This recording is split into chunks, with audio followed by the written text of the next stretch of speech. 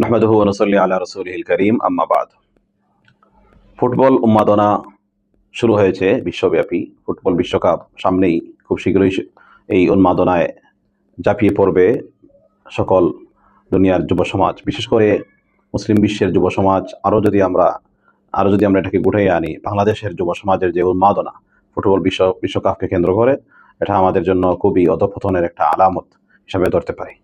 আমরা মুসলিম যুবক যারা আসলে ফুটবলের পিছনে, এই এই আন্তর্জাতিক এই আসরটির পিছনে আসলে বেঁচে থাকার কথা ছিল না। মুসলিম যুবক যারা আছে, মুসলিম মধ্যবয়সী মুরব্বী সমাজ যারা আছে, সকলকে এই উন্মাদনায় পেয়ে বসেছে। অথচ এই উন্মাদনা আমাদের জন্য না, এই উন্মাদনা মুসলিম জাতির জন্য না। মুসলিম সমাজ যারা আছে তাদের একটা আখেরাত আছে, তাদের পরকাল আছে, তাদের জীবনের লক্ষ্য উদ্দেশ্য আছে, পরকালীন ঠিকানাকে সুন্দর করার, সাজানোর ধারণা আছে, তাগিদ আছে। এতদ সত্ত্বেও যুব সমাজ আজকে বিশ্বকাপ ফুটবলকে কেন্দ্র করেই তার সকল ধ্যান জ্ঞান, সকল চিন্তা, সকল পরিকল্পনা, এগুলো আসলে ছেড়ে দিতে হবে। দেখুন যুব সমাজ, আল্লাহ তাআলা আমাদেরকে এমনিতেই সৃষ্টি করেন নাই।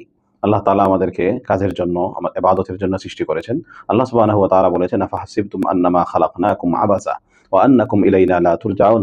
তোমরা কি ধারণা করে বসেছিলে যে তোমাদেরকে এমনিতেই অহেতুক আমি সৃষ্টি করেছি এবং তোমরা আমার কাছে ফিরে আসবে না? আল্লাহ তাআলা বলছেন যে তোমরা এই ধারণা করে বসো না, তোমরা তো আমাদের কাছে ফিরে আসতে হবে।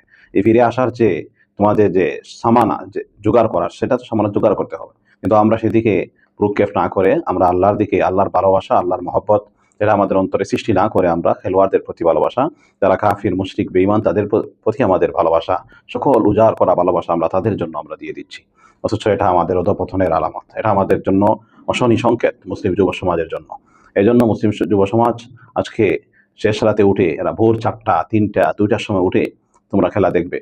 অথচ সেই প্রতিদিন রাতে তো তোমার রব তোমাকে ডাকেন, প্রতিদিন রাতে এসে বলেন, হাল মিন সাইলিন ফাউতিয়া, কেউ আছো আমার কাছে চাইবে, আমি তোমাকে দান করব। হাল মিন মুস্তাগফিরিন ফাগফির আলা, কেউ আছো তুমি গুনাহগার, ক্ষমা চাইবে আমার কাছে তোমার গুনাহের, আমি তোমার গুনাহকে মাফ করে দেব। কেউ আছো হাল মিন দাইন ফাস্তাজিব আলা, কেউ আছো আমার কাছে কোনো কিছু প্রার্থনা করবে, দোয়া করবে, আমি তোমার দোয়া কবুল করব। এভাবে প্রতিদিন শেষ রাতে এসে তোমার রব, তোমার মালিক তোমাকে ডাকেন, কিন্তু তুমি তো একদিনও সাড়া দাও না। রমজান মাস আসলে হয়তো সাহারি খাওয়ার তাগিদে কিছু তাহাজ্জুদ পড়ো, রমজান চলে গেলে তাহাজ্জুদের নামটা মনে হয় তোমার মুখে ওঠে না সারা বছর।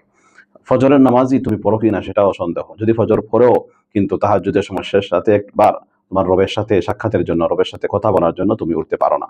কিন্তু ওই কাফির মুশরিক বেঈমানদের খেলার নৈপুণ্য, তাদের পায়ের নৈপুণ্য দেখার জন্য তুমি শেষ রাতে জাগ্রত হও, সেটা তোমাকে কেউ ডেকে দিতে হয় না।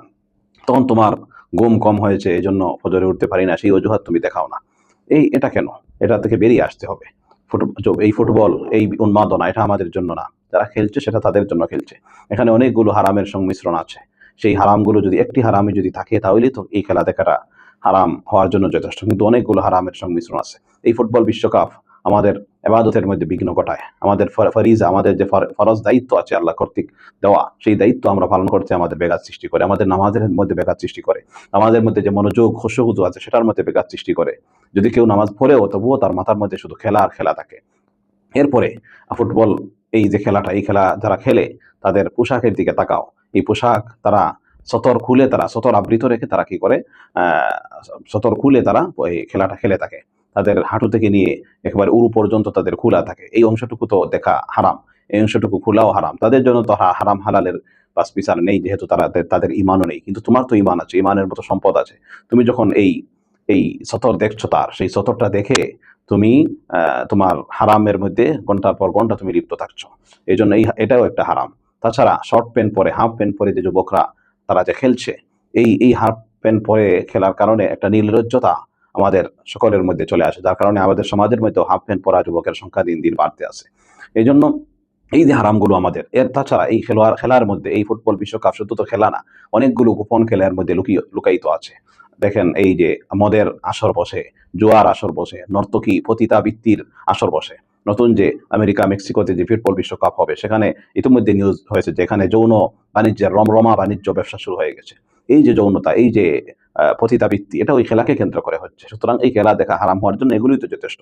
তাছাড়া এই খেলা দেখার মাঝে মাঝে যে বিজ্ঞাপন আসে, বিজ্ঞাপনে যে প্রায় নগ্ন ললনাদের যে কি ড্যান্স, তাদের যে নৃত্য প্রদর্শন হয়, সেখানেও তো অনেকগুলো হারাম সংমিশ্রণ আছে। এই জন্য যুব সমাজ এই হারামগুলো থেকে বেঁচে থাকতে হবে। তাছাড়া এইখানে এই খেলাকে কেন্দ্র করে বাংলাদেশের যুবকদের মধ্যে সকল সকল শ্রেণীর মানুষের মধ্যে একটা উন্মাদনা যে সৃষ্টি হয়, এর মধ্যে ঝগড়াঝাটি হয়, এক দল আরেক দলের এক দেশের সাপোর্টার আরেক দেশের সাপোর্টারকে সহ্য করতে পারে না, তাদের সাথে ট্রল করে, টিটকারি মস্কারি করে, কেউ ওই দল হারলে ওই যারা হারছে তাদেরকে টিটকারি মস্কারি করে, এক পর্যায়ে তাদের মধ্যে মারামারি হয়, ঝগড়া হয়, আহত নিহত হওয়ার মতো ঘটনা ঘটে। এই যে বিষয়গুলো আমাদের সমাজে আমাদের সমাজের অবক্ষয় এবং অধঃপতনের যে দিকে যে থলিয়ে নিয়ে যাচ্ছে এই ফুটবল বিশ্বকাপের উন্মাদনা, সেটা আমাদের জাগ্রত হওয়ার সময় এসেছে। তাছাড়া তুমি ফুটবল বিশ্বকাপকে কেন্দ্র করে লম্বা লম্বা পতাকা তুমি বানাচ্ছ, এখানে তোমার টাকা খরচ হচ্ছে। তুমি এই ফুটবল বিশ্বকাপকে কেন্দ্র করে তুমি তাদের ওই তোমার সাপোর্টের দেশের যেই জার্সি আছে সেই জার্সিটা তুমি কিনতেছো, এটা এখানেও টাকা ব্যয় হচ্ছে। তুমি ডিশের লাইন তোমার ঘরে ছিল না, সেটা আলামা ডিশের লাইনের সংযোগ তুমি নিচ্ছ। তুমি তুমি টিভি কিনছো শোরুম থেকে। এই যে টাকাগুলো খরচ করতো ফুটবল বিশ্বকাপকে কেন্দ্র করে, এটা হচ্ছে অহেতুক খরচ, এটা হচ্ছে অপব্যয়, যেটা আল্লাহ তাআলা জিজ্ঞাসা করবেন কিয়ামতের দিন যে ওয়ান মালিহি মিন আইনা ইকতাসাবাহু ওয়া ফীমা আনফাকাহু, তুমি সম্পদ কিভাবে অর্জন করেছো এবং কোন খাতে ব্যয় করেছো। এই যে খাতগুলোতে তুমি ব্যয় করছো, এগুলো সম্পূর্ণ অবৈধ খাতে ব্যয় করছো, এর জবাবদিহিতাও তোমাকে কিয়ামতের দিন করতে হবে। এই জন্য যুবক, সকল মুসলিম শ্রেণীর, সকল মুসলিম সমাজ, তোমরা এই ফুটবল বিশ্বকাপকে কেন্দ্র করে উন্মাদনা ছেড়ে আল্লাহমুখী হও, আল্লাহর ভালোবাসা অন্তরে সৃষ্টি করো। কাফিরদের প্রতি ভালোবাসা, যারা আল্লাহকে বিশ্বাস করে না, তাদের প্রতি তোমার ভালোবাসা, এটাকে ছেড়ে দিতে হবে। যার প্রতি যার ভালোবাসা, তার সাথে তার হাসর হবে, কিয়ামত হবে। তোমার ভালোবাসা যদি আর্জেন্টিনার প্লেয়ারদের সাথে হয়, তোমার ভালোবাসা যদি ব্রাজিলের প্লেয়ারদের জন্য হয়, তাহলে সেই ভালোবাসা তোমাকে জাহান্নামে নিয়ে যাবে। হাদিসে এসেছে, রাসূলুল্লাহ বলেছেন, আলমার ও মা মান আহাব্বা, ব্যক্তি যাকে ভালোবাসবে তার সাথেই তার হাসর হবে, কিয়ামত হবে। সুতরাং আমাদের ভালোবাসার জন্য রাসূলের জন্য হয়, আমাদের ভালোবাসার জন্য পরস্পর মুসলিম অপর দিনদার প্র্যাকটিসিং অপর মুসলিমের সাথে হয়, আমাদের ভালোবাসার জন্য আল্লাহর সাথে হয়, আমাদের ভালোবাসার জন্য আল্লাহর জন্য, আখিরাতের জন্য, পরকালের জন্য হয়। সেই দিকটাও আমাদের মাথায় রাখতে হবে।